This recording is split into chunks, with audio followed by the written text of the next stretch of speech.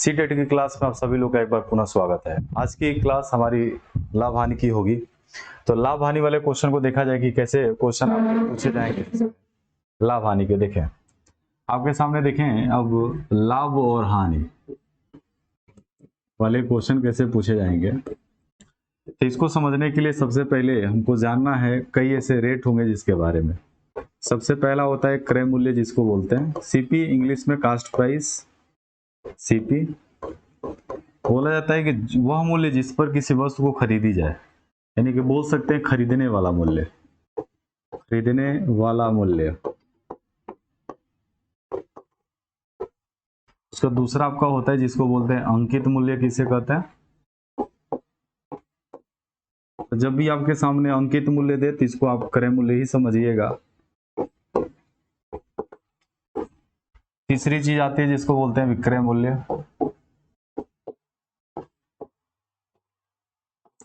अब इसको बोल सकते हैं कि बेचने वाला मूल्य।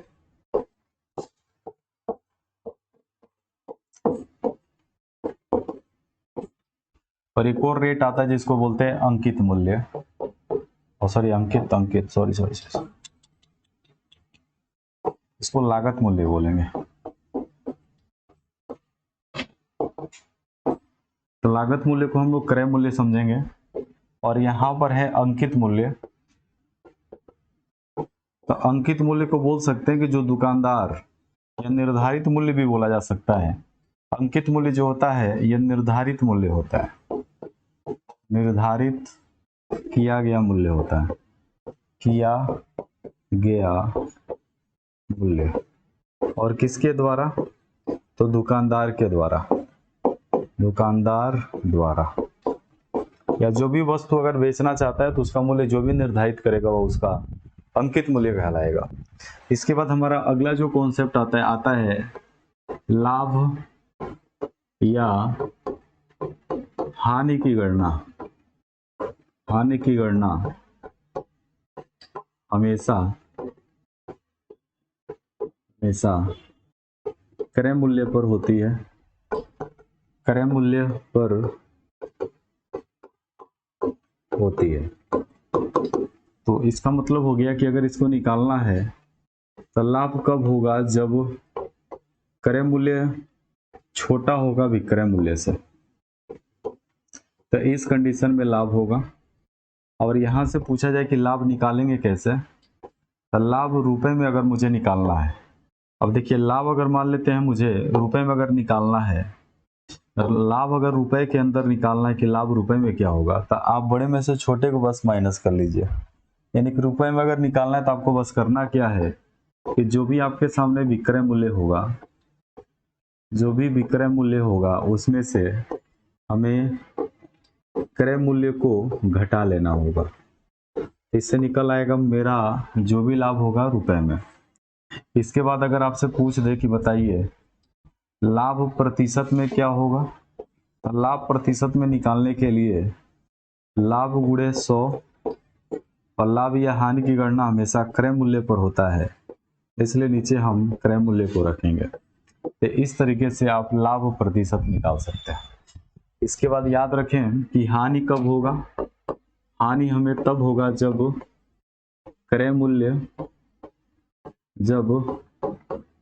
क्रय मूल्य बड़ा हो जाए विक्रय मूल्य से। इस कंडीशन में लाभ नहीं हो सकता है, इस कंडीशन में हानि होगा आपके सामने। तो अगर मान लेते हैं कि क्रय मूल्य बड़ा हो जाए विक्रय मूल्य से, तो इस कंडीशन में हमेशा और हमेशा हानि होता है। अब पूछा जाए कि अगर बताइए हानि क्या होगा, रुपए के अंदर अगर हानि अगर आपको निकालना है तो बस मुझे क्रय मूल्य में से विक्रय मूल्य को घटा लेना होगा। जो भी क्रय मूल्य होगा उसमें से विक्रय मूल्य को बस माइनस कर लीजिए, रुपए में चला आएगा। उसके बाद आपसे हानि प्रतिशत भी पूछा जा सकता है। तो हानि प्रतिशत अगर आपसे पूछा जाए तो वो लिखेंगे हानि गुणे 100 बट्टा, और नीचे आपका हो जाएगा क्रय मूल्य। तो पहले इतनी बातें हम लोग चर्चा करते हैं। इसके बाद देखिए आपके सामने क्वेश्चन अभी आ जाएगा, आपके सामने होगा कि यदि एक दुकानदार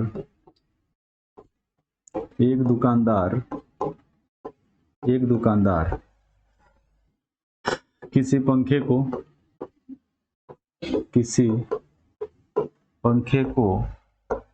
1800 रुपए में खरीद कर 1800 रुपए में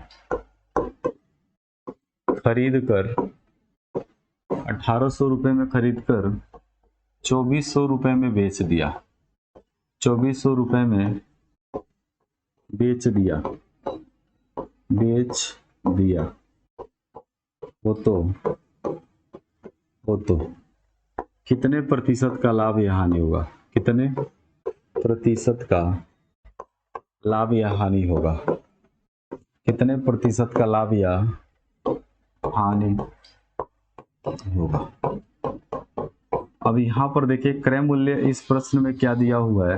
तो क्रय मूल्य आपके सामने 1800 रुपए, जिसको हम सीपी भी बोलते हैं, कास्ट प्राइस भी बोलते हैं सीपी। उसके बाद विक्रय मूल्य दिया है आपके सामने 2400। 2400 रुपए में बेचता है, यानी कि ये सेलिंग प्राइस दिया हुआ है। तो इस कंडीशन में हम देखेंगे कि क्रय मूल्य छोटा है लेकिन विक्रय मूल्य बड़ा है। अगर विक्रय मूल्य बड़ा हो जाए, क्रय मूल्य छोटा हो जाए, तो इस कंडीशन में हमेशा और हमेशा आपको लाभ होता है। अब पूछ ले कि बताइए लाभ कितने का हुआ, तो लाभ के लिए बस बड़े में से छोटे को माइनस कर लीजिए। जैसे माइनस करेंगे तो यहाँ पर 600 रुपए का लाभ नजर आ रहा है। तब यहाँ से आपसे पूछा जा सकता है कि बताइए लाभ रुपए में कितना हुआ। तो लाभ रुपए में तो हो गया 600 हो गया। अगर ये पूछता तो आंसर होता, लेकिन लाभ पूछा है प्रतिशत में, बताओ। तो लाभ प्रतिशत में पूछा है तो इसके लिए फार्मूला होगा लाभ गुणे 100 बट्टा, नीचे रख लेंगे सीपी को, नीचे रख लेंगे क्रय मूल्य को। चलिए रखते हैं, तो होगा 600 गुणे 100 बट्टा, नीचे क्रय मूल्य 1800। अब यहाँ से इसको काटोगे 3 बार में कट जाएगा, आ जाएगा 100 बट्टे 3 प्रतिशत, या इसको बोल सकते हैं 33.1/3% लाभ। तो आप देख पा रहे हैं कि इस तरीके से इस क्वेश्चन को सॉल्व करना और आंसर हो जाएगा 33.1/3% का प्रॉफिट। ठीक है, तो आप यहाँ से देख पा रहे हैं कि अगर इस क्वेश्चन को सॉल्व किया जाए तो कुछ इस तरीके से सॉल्व करेंगे। फिर इसी पर एक क्वेश्चन लेते हैं, दूसरा वाला लिखेंगे। एक दुकानदार 7500 रुपए में एक साइकिल खरीद कर 10,050 रुपए में बेच दिया। 10,050 रुपए में बेच दिया। एक साइकिल को खरीद कर 10,050 रुपए में बेच दिया। 50 रुपए में बेच दिया, तो बताइए कितने प्रतिशत का लाभ या हानि होगा? कितने प्रतिशत का लाभ या हानि? अब यहां से देखें, साइकिल खरीद कर सीपी दिया है। सीपी मतलब क्रय मूल्य आपके सामने दिया है कितना, तो दिया आपके सामने 75। यानी यहाँ पर देखिएगा कि अगर मैं बात करूं क्रय मूल्य का, तो क्रय मूल्य यानी कि सीपी की वैल्यू कितना दिया है, तो 7500 रुपये सीपी है। 7500 रुपये सीपी है। और विक्रय मूल्य कितना है? विक्रय मूल्य आपके सामने है सेलिंग प्राइस 10,050 रुपया। 10,050 रुपये है। अब इस कंडीशन में अगर मुझे देखना होगा तो देखेंगे, इस कंडीशन में क्रय छोटा है विक्रय से, तो यानी कि मैं कह सकता हूँ कम में खरीद कर अधिक में बेचा हूँ। तो इस कंडीशन में भी हमेशा हमको क्या होगा? लाभ होगा। तो अब यहाँ से बात आती है कि लाभ कितने का होगा। तो लाभ बराबर बड़का में से बस छोटका माइनस कर दीजिए 7500। जैसे इसको घटाएंगे तब का आएगा, इधर घटा दीजिए, इधर 3 घटाते हैं, इधर से घटाएंगे नहीं घटेगा, तो इधर तो जाएगा 50, फिर होगा 4, फिर आगे शायद 2। तो देख लेते हैं, इसको इसमें जोड़ दो, ना ना ना, इसको इधर साइड से घटा लेते हैं। 10,050 में से 7500 को माइनस करिए तो होगा 0, 5, 5 और यहाँ से होगा 2। तो एक बार देख ले 2550 हो जाएगा, यानी कि हमारा घटाने के बाद आपका आएगा 2550, ठीक है ना। 2550 यहाँ पर आएगा। तो यहाँ से आप देख पा रहे हैं कि जैसे घटाएंगे तो आ जाएगा आपका 2550, यानी कि लाभ कितने का हुआ, तो 2550 रुपये का लाभ हुआ, यानी कि 2550 रुपये का लाभ हुआ। जैसे 2550 रुपये का लाभ हुआ, तब अब यहाँ से पूछा है कितने परसेंट का लाभ होगा, तो यहाँ से लाभ प्रतिशत का फार्मूला लगा सकते हैं। लाभ बराबर होगा प्रॉफिट इंटू 100/CP। तो यहाँ से लाभ हुआ है आपका 2550, तो 2550 रखकर 100 से मल्टीप्लाई, और इसमें हम डिवाइड लगा लेंगे CP से, क्रय मूल्य से, यानी कि 7500 रुपये में खरीदने की बात, चलिए 7500 से आप डिवाइड लगा लेंगे, 0 0 कट गया। इसके बाद आएगा आपका 2550/75। उसके बाद हम 25 से काट लेते हैं इसको, तो 25 से कम 25, 25 दूना 50, 25 3 75, और काटेंगे तो 3 3 9, 3 4 12, यानी कि हम रख सकते हैं 34% का प्रॉफिट हुआ आंसर। इसके बाद हम लोग जस्ट आगे चलते हैं तीसरे क्वेश्चन की तरफ। तीसरा क्वेश्चन आपके सामने ऐसे पूछ लेगा इस पे कि अगर, अब तीसरा क्वेश्चन जानने से पहले कुछ कॉन्सेप्ट को समझ लीजिए, तब क्वेश्चन को हम स्टार्ट करेंगे। अब ये लाभ हानि वाले चैप्टर में जब आगे हम लोग बढ़ते हैं तो फिर एक बात आपको जाननी पड़ती है, यहाँ पे जानना ये पड़ता है, अच्छे से समझिएगा, इसमें जानना पड़ता है यदि क्रय मूल्य को, यदि क्रय मूल्य को 100%, क्रय मूल्य को 100% माना जाए लिखा हुआ है। वैसे क्रय मूल्य तो हमेशा 100% होता ही है, लेकिन अगर मैं इसको ऐसे लिख लूँ तो और भी अच्छा सही से लगेगा। यदि क्रय मूल्य बराबर 100% हो, तो अब यहां से विक्रय मूल्य थोड़ा सा बदल जाएगा, देखिए कैसे हो, तो और यहां से दे देगा विक्रय मूल्य बराबर क्या होगा, तो विक्रय मूल्य बराबर हो जाएगा 100 प्लस माइनस x%। अब याद रखिएगा इसमें कि प्लस कब हम लेंगे, यहाँ पे प्लस और माइनस कब लेना है, तो प्लस हमें लेना है जब, इसको थोड़ा और भी अच्छे से लिख देता हूं, प्लस कब लेना है, प्लस लेना है और कब लेना है, जब x% लाभ हो। और यहाँ पे लिखा है माइनस लेना है, यहाँ पे लिखा है माइनस लेना है, और ये कब लेना है, जब x% हानि हो। इस बात को याद रखिएगा, क्रय मूल्य अगर 100 हो तो हमेशा आपको क्या करना है, 100 में x को जोड़ लेना है और 100 में से x को घटा देना है। देखिए 100 में x को हम जोड़ेंगे कब, जब लाभ होगा, और 100 में से x घटाएंगे कब, जब हानि होगा। इसी के जस्ट बेस पर अगर एक क्वेश्चन मैं आपके सामने रखूं, तो एक क्वेश्चन आपके सामने रखे हैं कि यदि 1200 रुपए में किसी पंखे को बेचा जाता है, किसी पंखे को बेचा जाता है तो 20% का हानि होता है, 20% का हानि होता है, तो पंखे का यानी पंखा का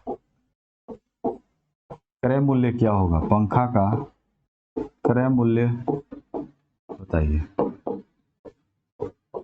सर यदि किसी पंखे को 1200 रुपये में बेचा जाता है, जैसे मान लेते किसी पंखे को अगर 1200 रुपये में बेच दिया जाए, 1200 रुपये में बेच दिया जाए, तो यहाँ पर बोला है कि 20% का हानि होता है।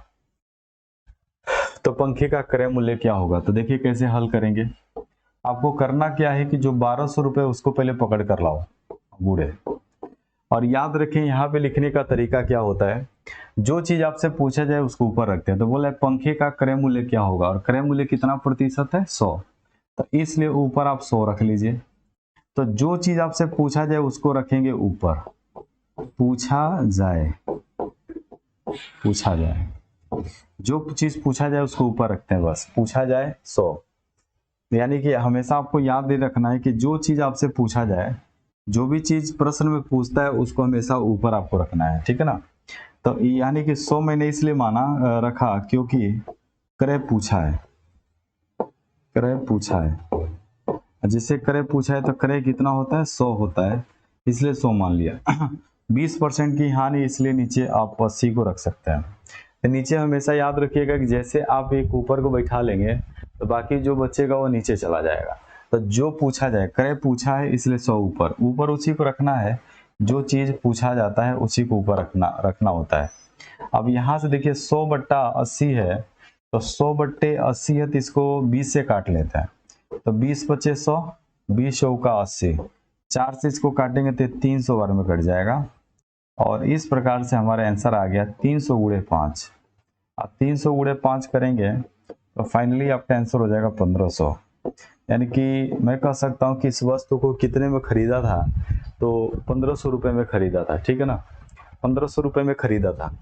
तो यहाँ से आप देखिए 300 × 5 जब करेंगे तो आप देख पाएंगे कि 1500 रुपये में पूरी की पूरी चीजें खरीदी गई थी। इसके बाद हमारा अगला जो क्वेश्चन आता है इसको समझिए। आपके सामने मान लेते हैं सेकेंड क्वेश्चन आपके सामने आ जाए। यदि कोई दुकानदार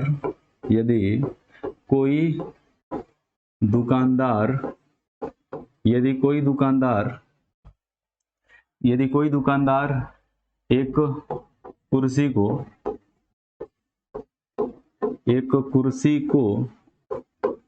7200 रुपये में बेचता है, 7200 रुपये में बेचता है और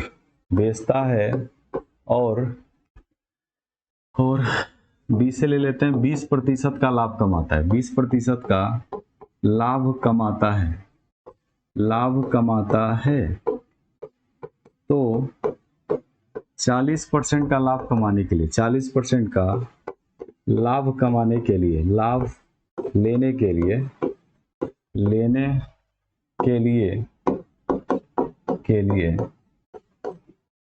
लिए कुर्सी को किस मूल्य पर बेचना होगा, कुर्सी को किस मूल्य पर बेचना होगा, कुर्सी को किस मूल्य पर बेचना होगा। अब यहाँ पर देखिए बोल रहा है किस मूल्य पर बेचना होगा। यहाँ से जब हम इसको सॉल्व करने चलेंगे तो ध्यान से देखें, 7200 रुपये को पकड़ के लाओ तो 7200 गुणे, और आपसे पूछा है कि 40% के लाभ लेने के लिए 40% का लाभ लेना है, तो मतलब जो चीज लेना है उसको ऊपर, और पहले 20% का लाभ दिया 120 नीचे। जब इसको इससे कट करेंगे तो 60 बार में कट हो जाएगा, तो 60 × 140 और 14 छके 84, और 84 यानी कि इसको 8400 रुपये में बेचना होगा। यानी कि याद रखिए आपको हमेशा कैसे इस क्वेश्चन को सॉल्व करना है। इसमें आपको सॉल्व इसलिए ऐसे करना है, बोला कि 40% का लाभ लेने के लिए, तो जो चीज लेना हो उसको ऊपर रखते हैं, और जो चीज पहले दिया हो उसको नीचे रखते हैं बस। इसलिए 7200 × 140/120, 120 से 60 बार में कट जाएगा, और जैसे इसको काटे उठेंगे तो आ जाएगा 8400। इसी के जस्ट बेस पर अगर मैं तीसरा क्वेश्चन रखूं, बोल दे कि इसमें किसी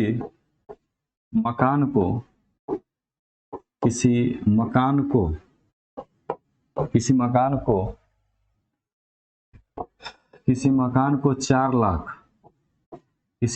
4 लाख रुपए में खरीद कर 4 लाख रुपए में खरीद कर किसी मकान को 4 लाख रुपए में खरीद कर किस मूल्य पर बेचा जाए,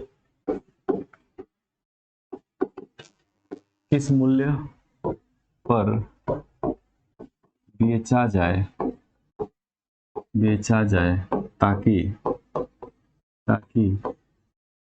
पूरे सौदे में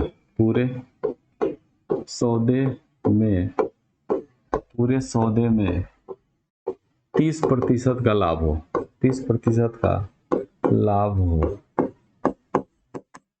कह रहा है कि किसी मकान को 4 लाख रुपए में खरीदकर उसे किस मूल्य पर बेचा जाए ताकि सौदे में 30% का लाभ हो। तो 4 लाख रख लीजिए और कह रहे लास्ट में 30% का लाभ होते 130 ऊपर, और यहाँ पे बोला है खरीद कर, यहाँ पे एक शब्द दे दिया खरीद कर, तो पहले खरीदाया है यानी क्रय मूल्य नीचे चला जाएगा और 13 चौके 52, 5,20,000 आंसर हो जाएगा। यानी कि इसको किस मूल्य पर बेचना होगा, 5,20,000 रुपए में बेचना होगा। 5,20,000 रुपए में बेचेंगे तो सारी चीजें आपके सामने हो जाएगी। तो 5,20,000 रुपए में बेचेंगे तो इस तरीके से हो जाएगा। एक और क्वेश्चन देते हैं इसी के जस्ट बेस पर, चौथा बताइएगा कि किसी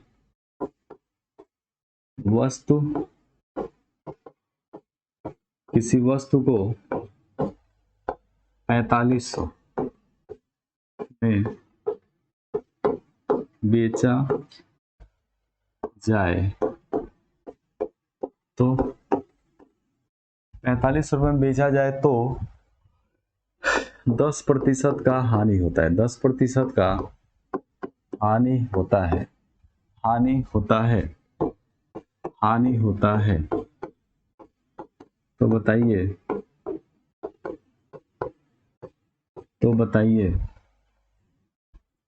20% का लाभ, 20% का लाभ पाने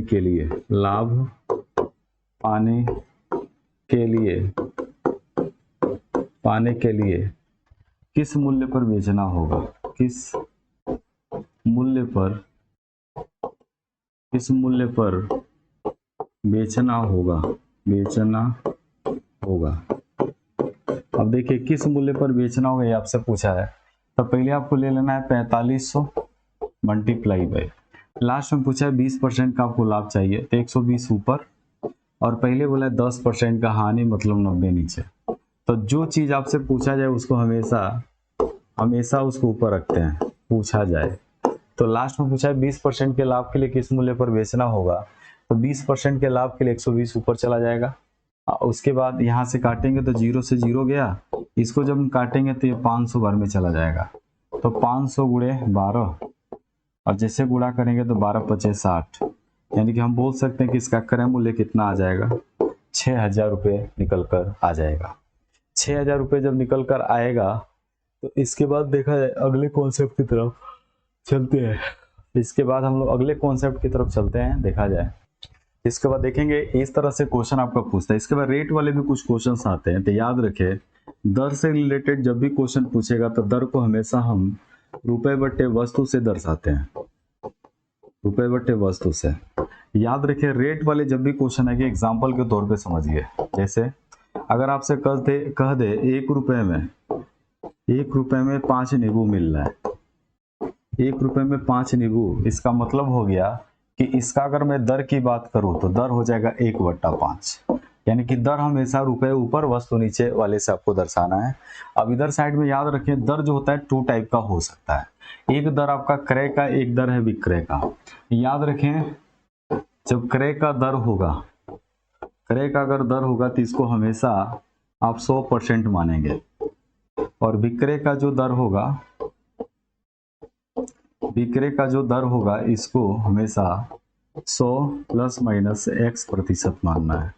प्लस हम कब लेंगे जब प्रश्न में लाभ देगा, और माइनस कब लेंगे जब प्रश्न में हानि देगा। बस इतनी बातें पता है तो हो जाएगा क्वेश्चन। जैसे कि एक क्वेश्चन में ले लेता हूं, इसके ऊपर कहेगा कि 4 रुपए में कह देगा 4 रुपए में 5 नींबू खरीद कर, और याद रखें यहां पर दिया है खरीद कर, यहां पर दिया एक वर्ड खरीद कर, यहां पर बोला है कि 4 रुपए में 5 नींबू खरीद कर। और देखिए इसको थोड़ा अंडरलाइन में कर देता हूं, खरीद कर यहां पर दिया हुआ है 4 रुपए में 5 नींबू खरीद कर किस दर पर बेचा जाए, किस दर पर बेचा जाए ताकि 20% का लाभ हो, 20% का लाभ हो। अब देखिए क्वेश्चन अगर आपसे पूछा है तो 4/5 तो पहले रख लेंगे, और यहाँ पर बोला है 20% का लाभ हो, मतलब 120 मुझे चाहिए, और पहले बोला खरीद कर, मतलब 100 नीचे चला जाएगा। काटेंगे तो 6 बार में कटेगा, ये 5 बार में कटेगा।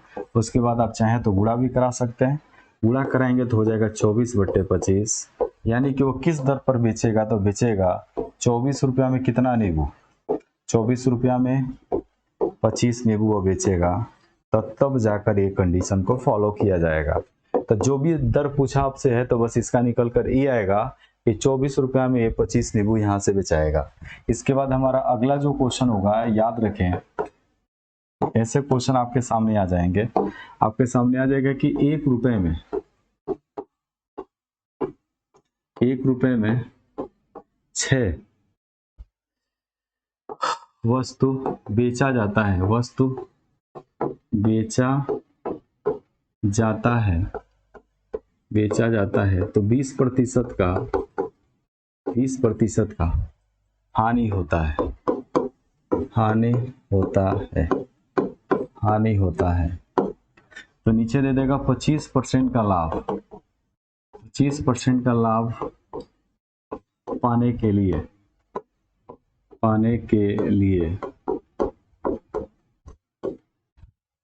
लिए वस्तु को किस दर पर बेचना होगा, वस्तु को किस दर पर बेचना होगा, किस दर पर बेचना होगा। अब यहाँ पर देखिए कैसे इसको सॉल्व करेंगे। 1/6 गुणे 25% के लाभ पर बेचना है तो 125 ऊपर, और पहले दिया 20% का हानि, मतलब 20% का हानि है तो आप 100 में से 20 घटा लीजिए, 80 हो जाएगा। तो ये वाला हो गया, पहले 25% का लाभ पर रेट पूछ रहा है तो 100 + 25, और पहले 20% का हानि हो रहा था इसलिए 100 - 20। अब इसको काटेंगे तो कटेगा कैसे भाई, काटते हैं इसको। अब इसको 5 से काट लेते हैं, दोनों को 5 से काटेंगे तो 25 बार में कट गया और ये 16 बार में कट जाएगा, तो आ जाएगा आपका 25/16 × 6 = 96। तो यहाँ से लिख सकते हैं 25 रुपया में कितनी वस्तु बेचेगा, तो 25 रुपये में 96 वस्तु बेचेगा, 96 वस्तु।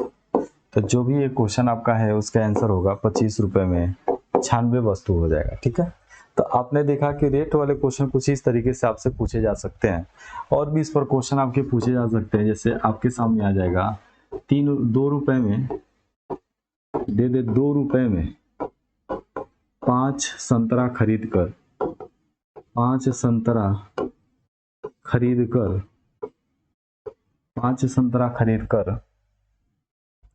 3 रुपए में 4 संतरा बेच दिया गया, 4 संतरा बेचा गया, तो बताइए इस संतरा के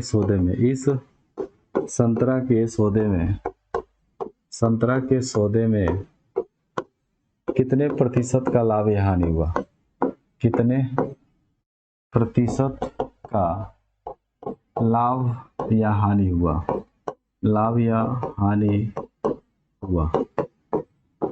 अब यहाँ से बोल रहा है कि कितने प्रतिशत का लाभ या हानि हुआ, तो यहाँ पर एक साइड में देखिए थोड़ा सा नया क्वेश्चन है, तो एक साइड में लिखना है क्रय और एक साइड में लिख लेना है विक्रय।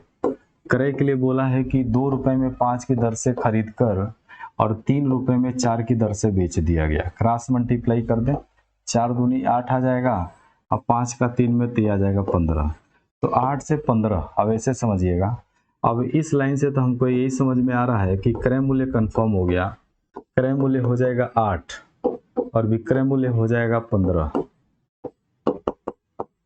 तो इसमें तो लाभ हो रहा है, पूछा जाए कितने का लाभ हो रहा है, तो यहाँ से इसका लाभ भी चला आएगा। तो लाभ कितने का हो रहा है, तो 15 - 8 यानी कि 8 15 माइनस 8 तो 5 और उधर 3, 8 हो जाएगा। अभी 8 नहीं होगा, सॉरी 8 नहीं आएगा, 7 आएगा, सॉरी यहाँ पे 7 आएगा। यानी 15 में से 8 जा 7 आएगा। और लाभ प्रतिशत निकाल लीजिए अब। तो लाभ प्रतिशत बराबर होगा लाभ गुणे 100 बट्टा और नीचे हो जाएगा बस क्रय मूल्य। तो यहाँ से जब हम लाभ को निकालने चलेंगे तो याद रखें, देखें कितने का लाभ हो रहा है। तो लाभ प्रतिशत बराबर 7 गुणे 100 और इसका सीपी कितना है, सीपी 8 हो जाएगा। 4 से काटेंगे तो 4 दूना 8 और 4 दूना 8 25, 25 सत्ते 175 बट्टे 2 और 2 से काटेंगे तो 2 अट्ठे 16, 87.5 प्रतिशत का प्रॉफिट होगा। तो 87.5% का इसमें इस क्वेश्चन में प्रॉफिट होगा। तो 2 में 5 खरीदा और 3 में 4 अगर बेच रहा है तो 87.5% का यहाँ पे लाभ होगा। ठीक है ना, लाभ होगा। तो फिर आप देखेंगे, इस पर एक क्वेश्चन और देख लेते हैं, एक क्वेश्चन और रुक जा। तो यहाँ से इस तरीके से इस पर लाभ होगा। एक और क्वेश्चन देख लेते हैं इसके बेस पर। आपके सामने पूछ दे 6 रुपए में, यहाँ से पूछ दे 6 रुपए में 11 नींबू खरीद कर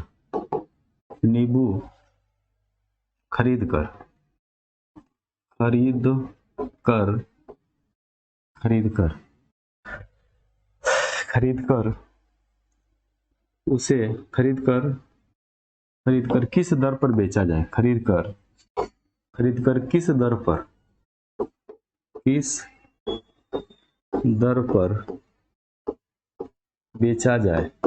पर बेचा जाए ताकि 32% का लाभ हो, 32% का लाभ हो। इसमें भी रखेंगे 6/11, 32% का लाभ 132 खरीद कर नीचे 100 हो जाएगा। काटेंगे ये वाला 12 बार में कट जाएगा। तो अगली स्टेप में 6 गुणे लिख सकते हैं 12/100। अब इसको 4 से काटेंगे तो 4 3 12 और ये वाला 25 हो जाएगा। उसका 6 तरीका 18, 18/25। इसके आंसर हम दे सकते हैं कि 18 रुपए में कितनी वस्तु, तो 18 रुपए में 25 वस्तु।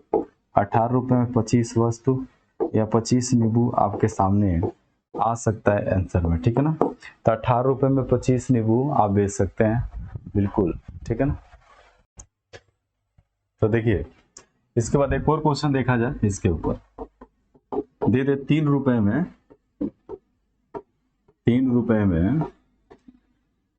5 वस्तु की दर से 5 वस्तु की दर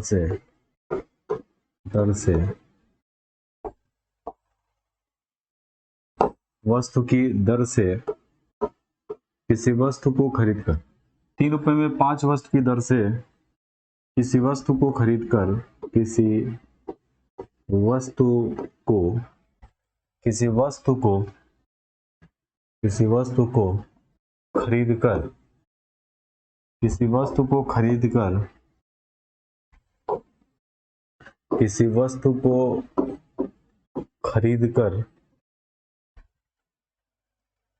दो रुपए में 3 वस्तु की दर से बेच दिया गया। 3 वस्तु की दर से बेचा गया तो बताइए कितने प्रतिशत का लाभ या हानि होगा। कितने प्रतिशत का लाभ या हानि होगा। अब यहाँ पे देखिए क्वेश्चन आपके सामने जो पूछा हुआ है, सबसे पहले आप क्रय का दर देखें और यहाँ से विक्रय का दर देखें। जब हम विक्रय का दर और क्रय का दर देखेंगे तो 3/5 में खरीद कर 2/3 में बेचा गया। क्रॉस मल्टीप्लाई कर लीजिए। जैसे क्रॉस मल्टीप्लाई करेंगे 10 आएगा और 3 3 9 आएगा। मतलब अब ऐसे समझिएगा, किसी वस्तु को 9 रुपए में खरीद कर बेचा गया कितने में, तो 10 में बेच दिया गया। तो यहाँ पर मुझे तो लग रहा है कि लाभ हो रहा है। और जिससे लाभ हो रहा है तो कितने का लाभ हो रहा है, जिससे घटाएंगे तो 1 का लाभ हो जाएगा। और लाभ प्रतिशत का फार्मूला लगा लीजिए, लाभ गुणे 100 बट्टा नीचे 9 होगा, तो 100 बट्टा 9 या इसको हम 11 से 1/9% बोल सकते हैं लाभ होगा। 11 से 1/9% का लाभ होगा इस प्रश्न में। आगे बढ़ते हैं अगले क्वेश्चन की तरफ। तो इसके बाद देखें इस पर और भी क्वेश्चन कैसे पूछे जा सकते हैं। एक क्वेश्चन और आएगा कि यदि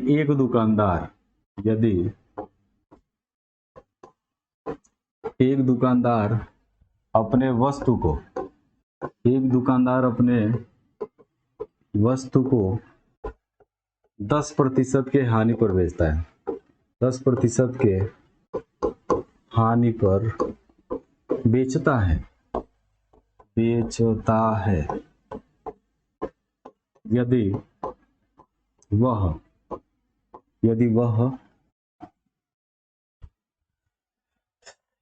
90 रुपए अधिक में बेचा होता, 90 रुपए अधिक में बेचा होता तो 5% का लाभ होता।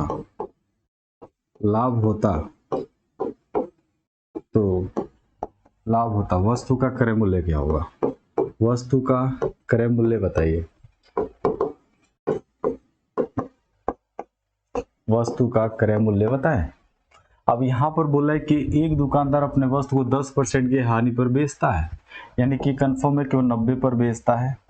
और जैसे बोला है कि 90 रुपए अधिक में बेचा होता तो प्लस 90 रुपए कर लीजिए, तब जाकर उस अंत में उसको 5% का लाभ होता, यानी यहाँ पर जो भी आएगा वो 105% के बराबर आ जाएगा।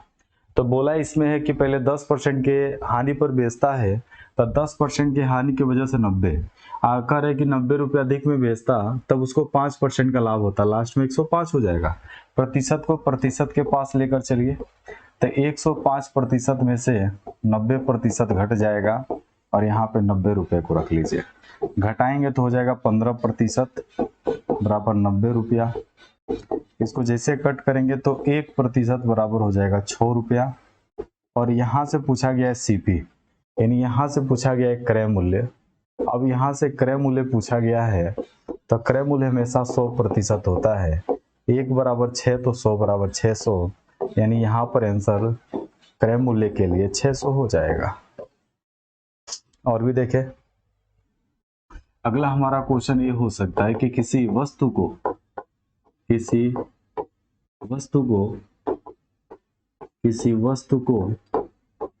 7% के लाभ पर बेचता है, 7% के लाभ पर बेचा जाता है,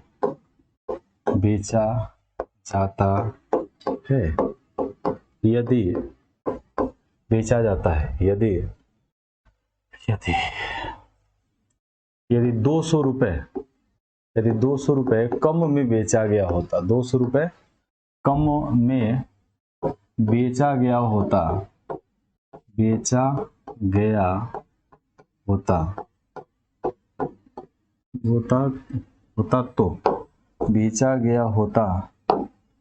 तो 2% का लाभ होता, 2% का लाभ होता, तो वस्तु का क्रय मूल्य क्या होगा? वस्तु का क्रय मूल्य बताइए।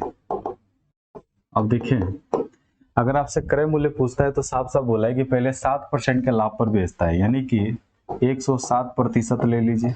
और आगे कह रहा है कि 200 रुपया कम में बेचा गया होता तो माइनस 200 रुपया ले लीजिए।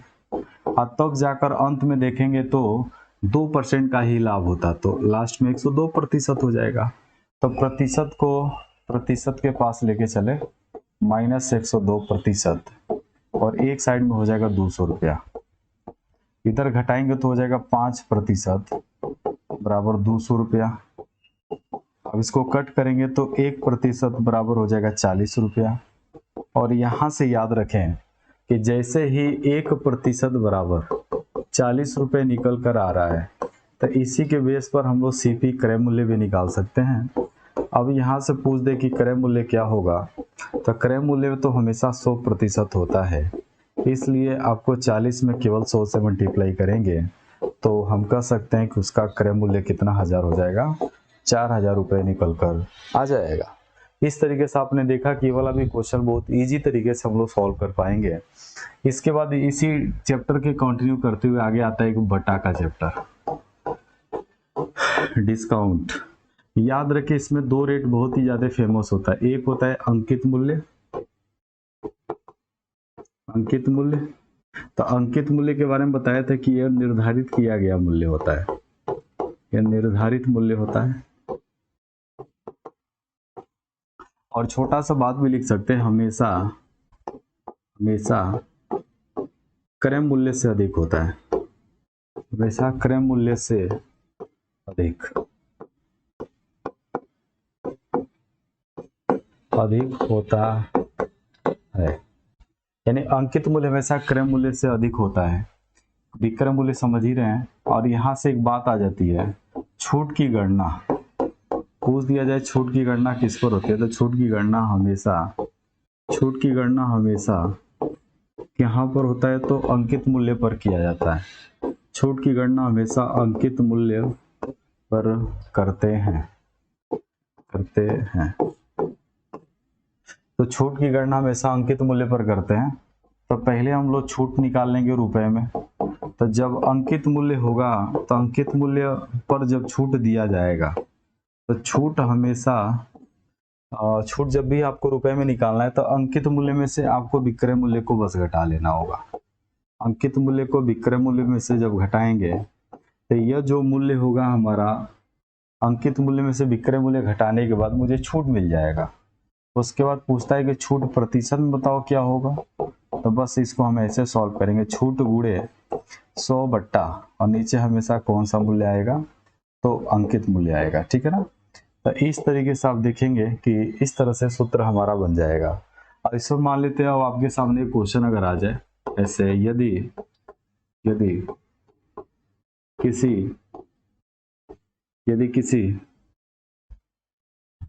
कपड़े का, यदि किसी कपड़ा का अंकित मूल्य, यदि किसी कपड़ा का अंकित मूल्य, यदि किसी कपड़ा का अंकित मूल्य 3200 रुपए है, 3200 रुपए है, और कपड़ा 2000 रुपए में बिक जाता है। ये कपड़ा जो है 2000 रुपए में बिक जाता है।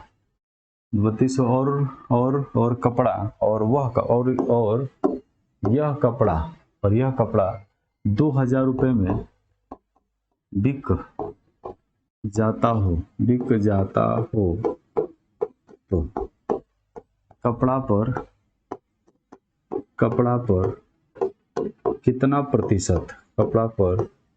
कितना प्रतिशत छूट दिया गया।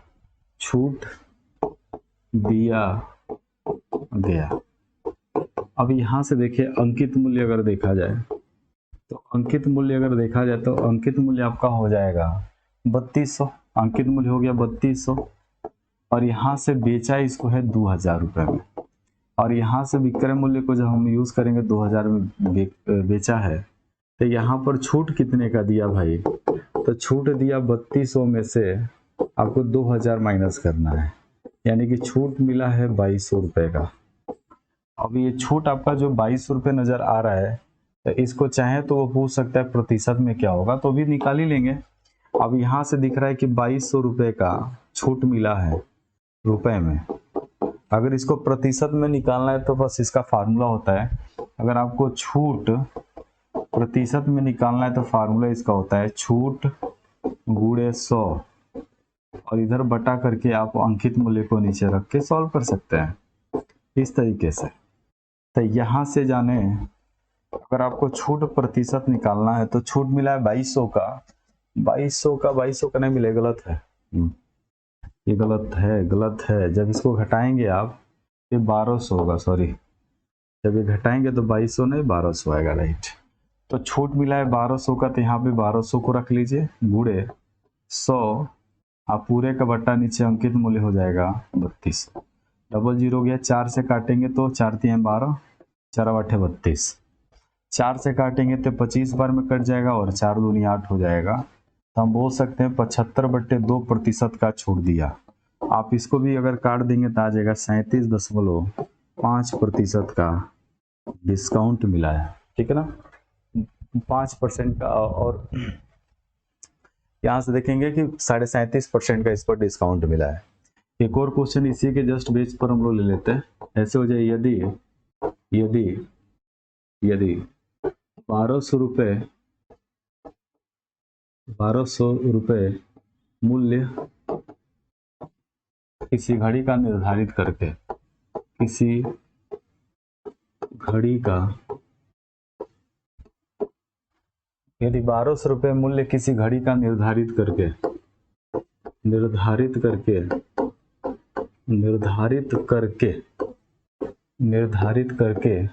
960 रुपये में बेच दिया गया हो,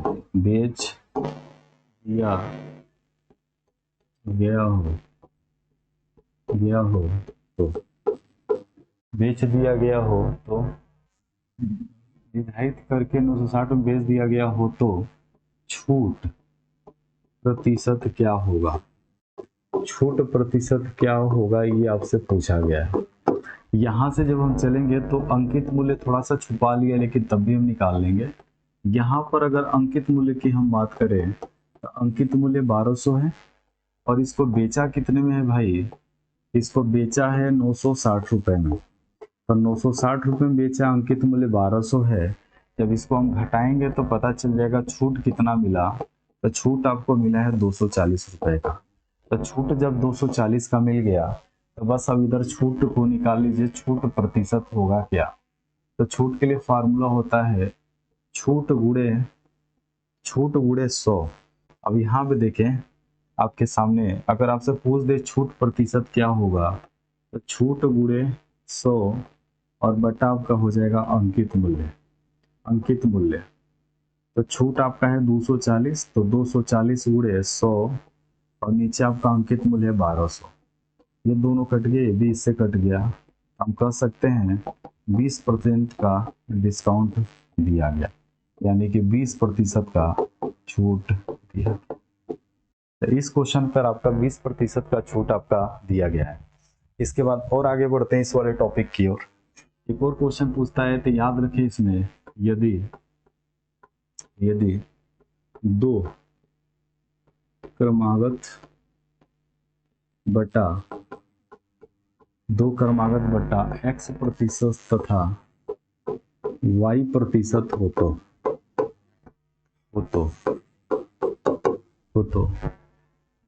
समतुल्य बटा इक्वल टू होगा आपका x plus y minus x y by 100। अब आप इस पर समतुल्य बट्टे को निकाल सकते हैं, ठीक है ना। क्वेश्चन आपके सामने जैसे आ जाए ऐसे 20% तथा 30% का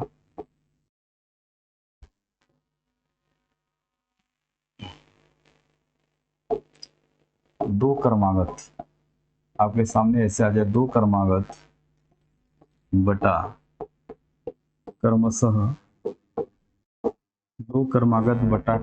20% तथा 30% हो तो 20% तथा 30% हो तो समतुल्य बटा किसके बराबर होगा? या समतुल्य बटा होगा, समतुल्य बटा होगा। तो अब इसको लगाएंगे कैसे? x बराबर आपके सामने 20 दिया है, y बराबर आपके सामने 30 दिया है। फार्मूला आपका कहता है x plus y minus x y by 100। इस पर हम लोग लगा देंगे, समतुल्य बटा आ जाएगा। तो जैसे इस पर लगाएंगे तो लिखेंगे 20 प्लस 30 माइनस, और यहाँ पर हो जाएगा 20 गुणे 30 बटा 100। ये सब कट जाएगा। जैसे इसको जोड़ेंगे तो हो जाएगा 50 और -6, तो हम कह सकते हैं कि इस पर टोटल कितने परसेंट का डिस्काउंट दिया गया है, 44% का डिस्काउंट दिया गया है, ठीक है ना, 44% का डिस्काउंट दिया गया। तो यहाँ पर देख पा रहे हैं कि 44% का डिस्काउंट है एकदम। इसके बाद मान लेते हैं आपके सामने एक और क्वेश्चन बन जाए, ऐसे हो जाए कि 40% तथा 50% दो क्रमागत बटे हों, दो क्रमागत बटा हो तो समतुल्य बटा किसके बराबर होगा, समतुल्य बटा बराबर होगा। तो यहां से x बराबर देखेंगे तो एक 40% का छूट है, y बराबर देखेंगे तो एक है आपका 50%, लेकिन दोनों के दोनों यहाँ पर छूट लगे हुए हैं। अब यहाँ पर चाहे तो आप समतुल्य बट्टा निकाल सकते हैं। अब समतुल्य बट्टा जब निकालने चलेंगे तो लिखेंगे 40 प्लस 50 माइनस 40 गुणे 50, 40 गुणे 50 सॉरी, यहाँ पर लिखेंगे 40 गुणे 50 और बटा हो जाएगा 100। ये दोनों कट जाएंगे, जोड़ेंगे तो हो जाएगा 90 और -20। तो हम कह सकते हैं कि यहाँ पर जो भी छूट मिलेगा समतुल्य छूट, यहाँ पर आपका मिलेगा 70% का, यानी कि इस प्रश्न के लिए 70% आपका आएगा, ठीक है ना। इसके बाद अगले क्वेश्चन की तरफ आते हैं, ठीक है। इसके बाद अगले क्वेश्चन की तरफ आते हैं, ये क्वेश्चन आपका ये बन जाएगा,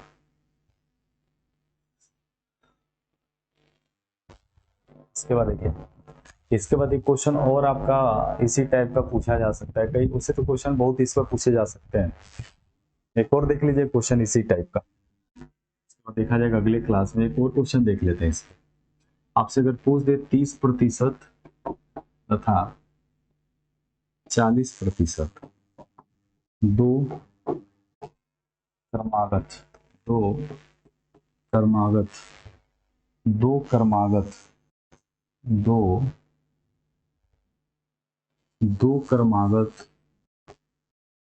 बटा दिया गया है, दो क्रमागत बटा दिया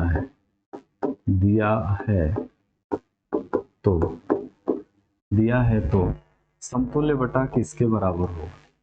आपसे पूछ रहा है समतुल्य बटा बताएं किसके बराबर होगा, समतुल्य बटा किसके बराबर होगा, किसके बराबर। अभी देखिए समतुल्य बटा किसके बराबर होगा ये पूछा आपसे है, तो ये भी देख लीजिए कैसे निकालेंगे। अब इसमें रखना है 30 प्लस 40 माइनस 30 गुणे 40 बटा 100, ये दोनों कट जाएगा, जोड़ेंगे तो हो जाएगा 70 माइनस 12।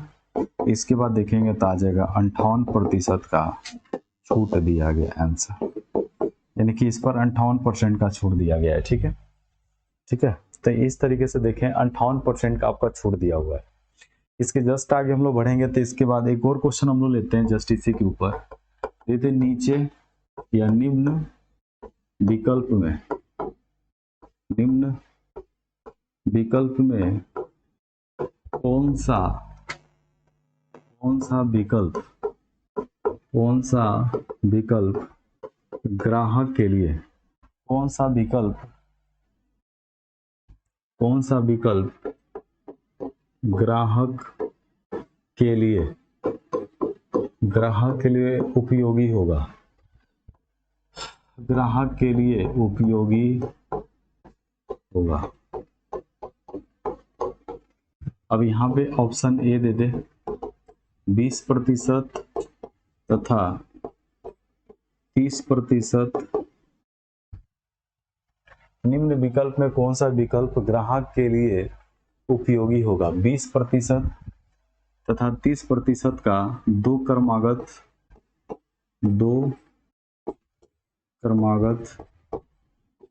छूट। इसके बाद बी वाला ऑप्शन आपका बन जाएगा 15% तथा 35% का दो क्रमागत छूट। उसका सी ऑप्शन आपका बन सकता है 10% तथा 40% का 2 क्रमागत छूट। उसके एक डी ऑप्शन आपका बन सकता है 13% तथा 37% का 2 क्रमागत छूट ही आपका है। इस तरीके से अगर दे दिया जाए, पूछ दे कि बताइए ग्राहक के लिए कौन सा उपयोगी होगा, तो आप एक चीज हमेशा जान जाए कि ग्राहक का नेचर ऐसा होता है कि यह अधिक छूट लेना चाहता है, यह अधिक छूट चाहेगा। लेकिन अगर दुकानदार है, इस बात को याद रखिएगा, दुकानदार है ये कम छूट देगा, कम छूट देना चाहेगा। जैसा नेचर होता है उसी पर क्वेश्चन भी लगेगा। ग्राहक जो होता है अधिक छूट चाहेगा और दुकानदार कम छूट लेना चाहेगा, कम छूट देना चाहेगा, सॉरी। यहाँ पर अगर मान ले तो दुकानदार है तो कम छूट देना चाहेगा, तो यहाँ पे अधिक छूट चाहेगा ग्राहक, कम छूट देना चाहेगा दुकानदार। तो निकालने के लिए हमेशा आपको करना क्या है कि जो भी आगे संख्याएं दी गई है उसका पहले आपको डिफरेंस ले लेना है, सिर्फ आपको डिफरेंस ले लेना है। और जैसे डिफरेंस लेंगे तो इनके बीच का अंतर, सबके बीच का अंतर ले लीजिए, देखिए क्या आएगा। इसके बीच का अंतर लेंगे तो यहाँ पर आएगा 10%, यहाँ पे अंतर लेंगे तो आपका आएगा 15, 15, 30 और 20, यानी 20% आएगा। इसका अंतर लेंगे तो यहाँ पर आएगा 30% और इसका अंतर लेंगे तो हो जाएगा आपका 13, 24, 24, 24, 24, 24, राइट, 24%। अब इसमें अगर मैं कहूँ कि ग्राहक कौन है जो ग्राहक लेना चाहेगा, तो इसमें जो सबसे अधिक होगा वह ग्राहक के लिए जाएगा, तो सबसे अधिक तो 30 है, यानी कि सबसे बेहतर, यानी कि ग्राहक इस छूट को लेना पसंद करेगा। तो जो सबसे अधिक डिफरेंस आता है दोनों संख्याओं के बीच में, उस पर छूट सबसे ज्यादा आता है। तो हम कहेंगे कि यह जो है आपका सी वाला ऑप्शन आंसर होगा। तो सी वाले ऑप्शन पर बिल्कुल हम जाएंगे, यानी कि अगर आप आंसर देना चाहें तो आंसर ऐसे दे सकते हैं कि जो 10% है, जो आपका 10% और 40% है, याद रखेंगे 10% तथा जो 40% का छूट है ये कौन लेना चाहेगा, ये ग्राहक लेना चाहेगा। लेकिन अगर दुकानदार की बात करें तो दुकानदार पहला वाला देगा। अगर आप इसकी बात करेंगे 10% नहीं 20%, छोड़ दीजिए उसको, तो उस पर जो क्वेश्चन आपका पूछा है वह ग्राहक के लिए कौन सा ऑप्शन जाएगा, सी वाला ऑप्शन आपका जाएगा। याद रखिए सी वाला ऑप्शन बिल्कुल सही है। सबसे कम अंतर 10 है, यानी केवल आप तो लेना चाहेगा दुकानदार।